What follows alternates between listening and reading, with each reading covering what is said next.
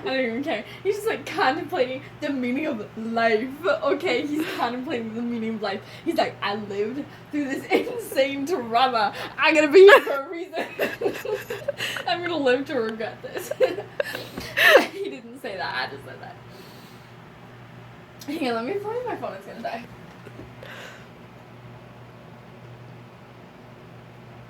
Okay. This is like contemplating the meaning of life. And he gets this phone call. It's like, ring, ring. It's like, yo, this dude died. And you're in his will. And they're like, you need to come here. And yeah, we have a meeting on like Monday at like 10 a.m. So he drives up. And at this point, you don't really know who the dude is or how he knows him. You just know he knows him because he was in his will. So, you know, if you don't know them, they're not going to be in your will. So he drives up. And he gets into this, like, shed, like, he knows the place. Like, you don't know he knows the place, but he knows the place. He walks in and he starts, like, working on his car. He's, like, in a tank top, and he's, like, all sweaty, and he's looking hot, you know. And then all of a sudden he hears a car drive up, like... He opens the door of this, like, wooden shed thing. And there's this beautiful lady standing there. And he's like, Amanda. And she's like... What's his name? I'm getting way too hot right now. But I'm not gonna change. It's your videotaping. I need to finish telling you that fan needs to work better. What was his name? You just watched the movie. How do you forget his name? Okay. But anyway, she's like, What? What are you doing here? And they found out they're both in the will together. And they're supposed to spread the dude's ashes together, where his wife's ashes were spread. And they're like, I can't do this. I can't talk to you. And you're like, oh snap, something happened in the past, but you don't know what it is. And this girl's married, but that dude's not. That girl has a husband and a son who just graduated high school. This dude is alone. He's alone, okay? And, so, they're like, no, we can't talk to each other. You know, like all this emotional stuff. And then there's flashbacks. It starts showing them when they met. And it shows the dude who's like, he got blown up in the oil rig thing like I told you about. Shows the dude when he's a teenager. And his dad, like, punches him and, like, slaps him. And it's not good. Like, that's really sad. And so he escapes. He leaves.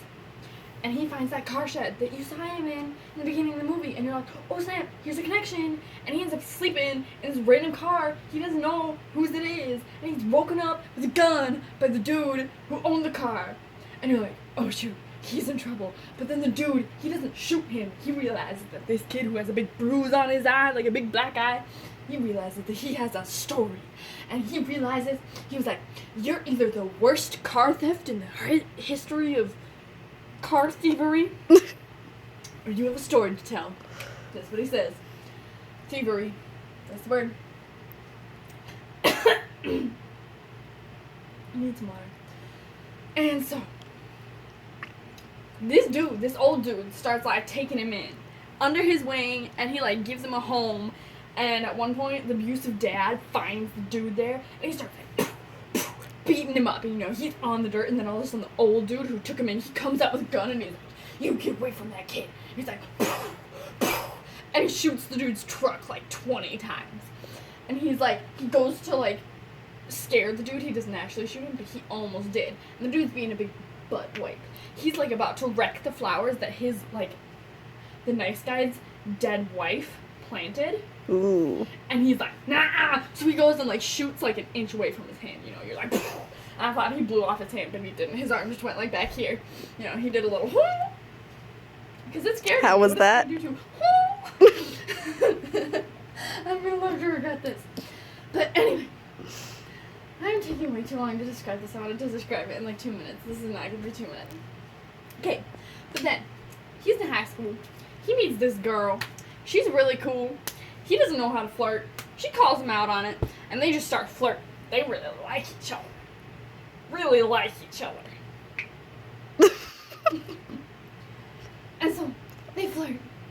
And they fall in love. And they do all this stuff together. But then the girl's dad, the dude who's in love with the girl, he, like, goes to her family's party, and, like, the dad takes him walking. They're, like, walking, and he's like, I like you, kid. You think the dad really likes the dude. But then all of a sudden, he's like, I know you can't pay for college, but I know you want to go to college, because my daughter told you wanted to go to college. And so, I'm going to offer to pay you, like, $8,000 in order to go to college and live and all this stuff. And he was like, I know there's a catch. It's so that I can stay away from Amanda. He was going to pay him to stay away from his daughter because he didn't want him hanging out with his daughter. But he was like, nah, she don't have a price on her. I love her. And so, turns that down. And one day, when he's at the old dude's house, they're, like, going to prom or something. They're dressed up all fancy. And the old dude, out of his wife's flowers, makes a corsage for Amanda. Super sweet. You're like, oh, snap. That's so sweet. And then, in his old bug, like an old Volkswagen Beetle, the dude drives away with his dude friend and the dude friend's pregnant girlfriend. The pregnant part is, like, irrelevant. It doesn't really matter. Well, actually, it comes up later in the movie. Everything's tied into Nicholas Sparks movies. But, anyway. So the three of them drive away to go pick up Amanda. They're driving. And they're like, oh, snap. I forgot Amanda's corsage. So they turn around. And when they get back, they find the nice old dude who took him in under his wing bloody on the ground. And what happened was the dude's abusive father came and he drove his pickup truck over all of his wife's flowers. And he whacked the old dude, and he hurt him, and he made him bleed. But it did not kill him, because he is a resilient bugger. So, the dude, I'm gonna think of his name. I'm just on a rampage right now. The dude, he storms over to his dad's house, and he has a loaded shotgun. And his friend goes with him, and his pregnant wife stayed behind. Or not wife, pregnant girlfriend. Like, imagine, they're like, they're in their tuxes, ready to go to prom. And the girl is like, no, don't leave. Leave the gun. But he's angry, because his dad just beat up the nice dude. So he goes, and he's about to shoot his dad. But then his dad walks up and, like, puts the gun down, and they start fist fighting. They're, like, on the ground fist fighting. And he takes the gun, and he's about to shoot his dad. He's on top of him. But his dad hits the gun, and when it fires, it shoots his friend. It doesn't shoot his dad up the farm. It shoots his friend. So, he goes to jail for 8 years. And when he's in the little jail phone thingy, Amanda comes to visit. And he's like, if this was your last time seeing me, what would you say to me? And she's like, no, don't do this. Don't do this. Don't leave me. And he hangs up the phone, says I love you, and he walks away. She comes back to talk to him again every single day for a month. And then every month for like a year, she's committed. She doesn't want to leave him. He wants her to leave him alone. Because he wants her to be free and not be stuck with him while he's in jail. He doesn't want her to wait. And so, she is sad. She's like, no, but I love him. And eventually, she just starts holding a grudge. Because she loves him so much, but he's turning her away. Even though he loves her the whole time. So, we're at the present again. They're meeting to spread the nice old dude's ashes in the flower garden that the corsage came from. Spreading the nice dude's ashes. Yeah. And so, they start connecting again. They're like hitting it up and you're like, oh snap, stuff is happening here. This is good. They still love each other. She's like, but you left me. And he's like, but I love you. But you left me. But I love you. But you left me. But I loved you the whole time. And she's like, but I loved you the whole time too. So they fall in happy love. And eventually, the girl has to go back to her husband, who she doesn't like, and her son. She loves her son. When she gets back, she talks to her husband, who's a big butt wipe to her. He's so mean. So mean. And she's like, I don't love you. you're so rude to me, which she is. She's like, I love this other dude. And he's like, whatever, do whatever you want. He slams the car door and just drives away. She doesn't see him. And then she gets a ring ring on the telephone. It's the hospital. Her son is in the hospital. He crashed into a tree. And it like snapped or ripped or broke an artery in his heart. That's not good. And you're like, no. You're like, I think I know it's gonna happen, but I don't want it to happen. So then, her real, true love, he's driving in his pickup truck to go see Amanda. He doesn't know this whole thing with her son is happening. He's driving his pickup truck to see her. He drives up to a railroad crossing. And all of a sudden, this pickup truck behind him slams into him and starts pushing him towards the moving train. There's a freakishly long, speedy train going by, and they're like trying to get him into the train, you know? And he's like, oh snap. And so eventually they stop pushing because he was trying to like reverse it and push back. They hop out the two sides of the truck and come to get him. They open the doors, and all of a sudden the guy like points in with his gun to shoot him because he ducked down since they were like shooting through the window.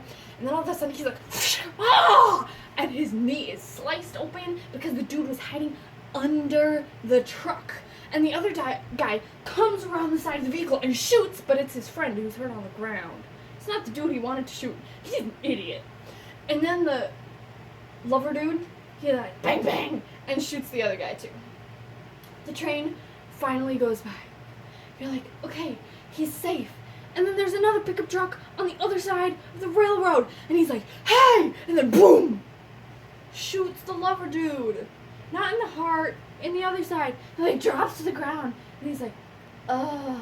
And then all of a sudden he starts seeing the vision of the pretty lover Amanda walking through the pretty flowers again.